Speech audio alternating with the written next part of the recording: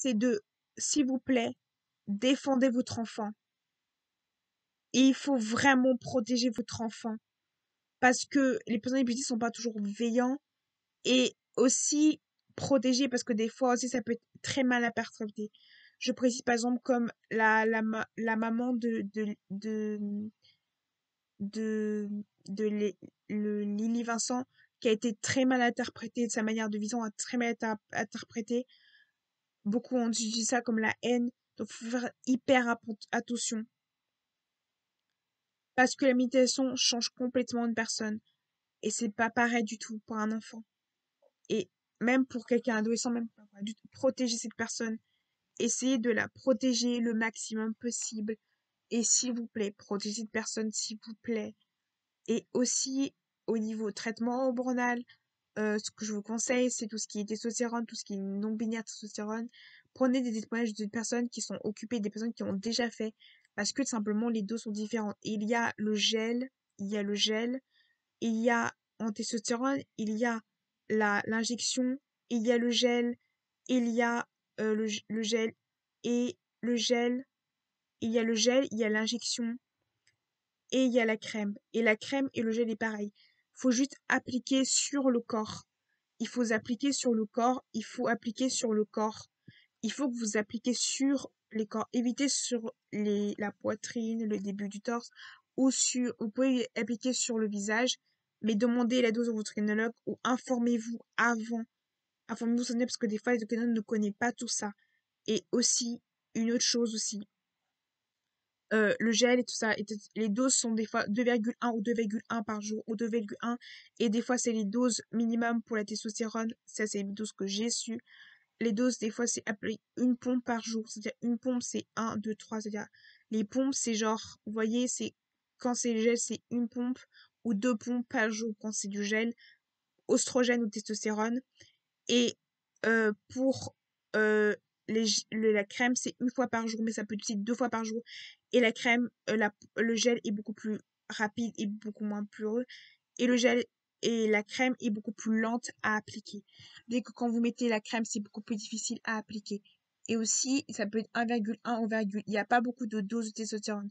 Et il y a les microdoses. Et les microdoses sont des petites doses de microdoses de testostérone et d'oestrogène qui sont des microdoses que tu peux prendre et tout ça. Et ça peut être tout simplement. Et la moitié du dose, c'est hyper lent. Ça veut dire qu'au minimum, l'effet ne sera pas définitif. Il y a qu'un an n'aura pas définitif. Des fois, ça peut durer 5 ans. Des fois, ça peut durer 3 ans. Des fois, ça peut durer que 3 ans ou 4 ans. Mais en réalité, des personnes, j'ai vu que ça peut durer 2 ans ou 3 ans ou 5 ans minimum pour avoir l'effet définitif parce que l'effet n'est pas définitif. La testostérone pour une non-binaire est évolutive, c'est expérimental, on ne peut pas savoir les effets. Vous ne pouvez pas savoir à l'avance les effets. Vous ne pouvez pas vous fier aux personnes non testostérone parce que ce n'est pas général. La testostérone n'est pas générale, c'est pas comme on donne les autres à une personne trans ou une personne qui est euh, ou une trans féminine, une personne trans féminine ou trans masculine. C'est pas pareil, vous êtes non binaire, c'est pas des doses généralisées. C'est des doses non généralisées. C'est pas des doses où il y aura pas les doses, il y aura, oui, les effets généraux, mais pas forcément. Tout dépend de votre corps et de la proportion de testostérone. Tout dépend de votre corps. Des fois, votre testostérone vous demandez de prendre des vitamines, ou des fois, si vos examens sont pas bons, d'arrêter un moment, ou voilà. Et pour arrêter les menstruations, il y a les anticonceptifs ou il y a les bloqueurs. Les bloqueurs, ça aide à bloquer, ça n'enlève pas la croissance, mais c'est bien pour tout ce qui est testostérone, c'est bien pour bloquer. Mais il faut faire attention aux bloqueurs de qu'est-ce que vous utilisez comme bloqueur. Parce que le bloqueur, il y a des bloqueurs qui peuvent être dangereux pour la santé, qui sont avérés différents pour la santé, mais ça dit c'est très très très bon. Il faut faire attention, parce que faut utiliser attention, il faut vraiment vérifier et attendre. Ne prenez pas une prescription qui est déjà de 1 an. Parce que des fois, si il y a un mauvais effet et que vous avez déjà mis une prescription pour 1 an, vous êtes obligé de refaire une prescription médicale. Attendez les prescriptions de 3 ans minimum. Demandez à votre médecin de faire une prescription de 3 ans, de 3 mois, avant de faire une prescription d'1 an, et d'essayer les premiers mois pour voir si c'est bon, et après de faire une dose d'1 an. Parce que si vous attendez, on faisait des prescriptions parce que si vous êtes pour 1 an aussi, Et s'il vous plaît, les prescriptions médicales et tout ce qui est papier, scannez et mettez pour votre email parce que les documents, des fois, sont pas toujours bien.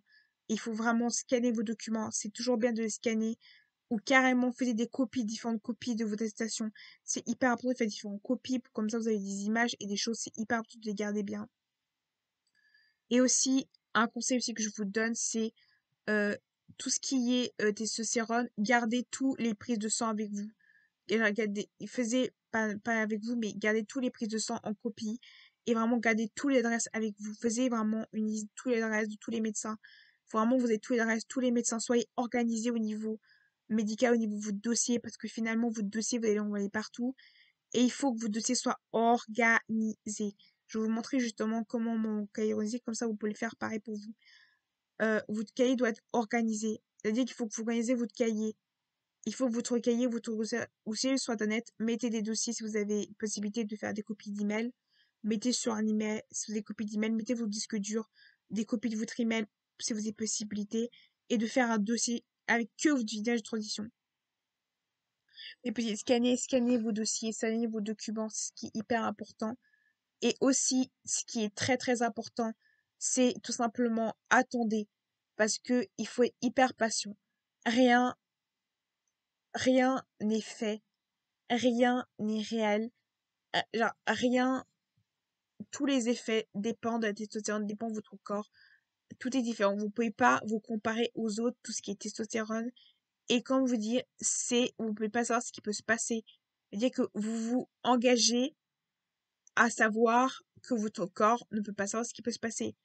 Si vous voulez réellement dans un pays, d'aller dans des pays qui connaissent déjà le sujet depuis longtemps, qui a déjà l'esprit sur ça, si vous voulez vraiment être sûr, allez dans des pays qui ont déjà le recul sur ça.